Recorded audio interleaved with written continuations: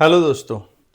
તો અંગ્રેજીમાં જેમ આપણે I, we, you, they, he, she, it આવું બધું કહેતા હોઈએ છીએ, જેના માટે શબ્દ છે પર્સનલ પ્રોનાઉન્સ.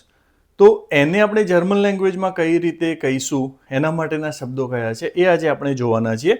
તો શરૂઆત કરીએ. બધા પહેલાં તો આઈ. આઈ એટલે ઈશ.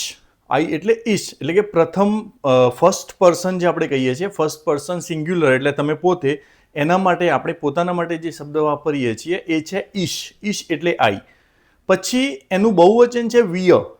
WIR એવો સ્પેલિંગ છે, જેનું ઇંગ્લિશમાં એનું સિમિલર શબ્દ જે છે વી. વિય એટલે વી. બરાબર. ઈશ એટલે આઈ, વિય એટલે વી. તો આ ફર્સ્ટ પર્સન પૂરું થઈ ગયું.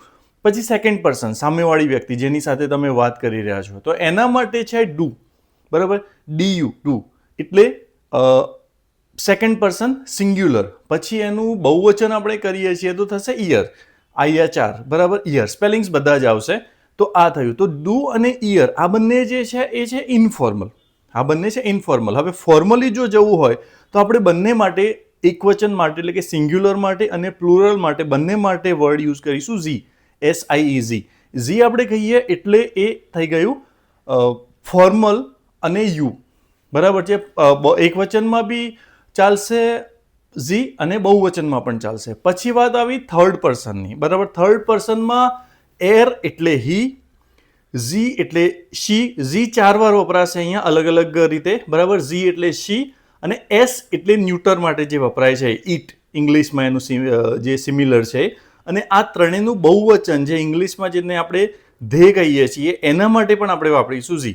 બરાબર. SIE વાળું. એટલે SIE વાળું ઝી જે છે 4 વાર વપરાશે અલગ અલગ રીતે. એક તો સેકન્ડ પર્સન ફોર્મલમાં સિંગ્યુલર પ્લુરલ બંનેમાં એ ઝી વપરાશે. બરાબર.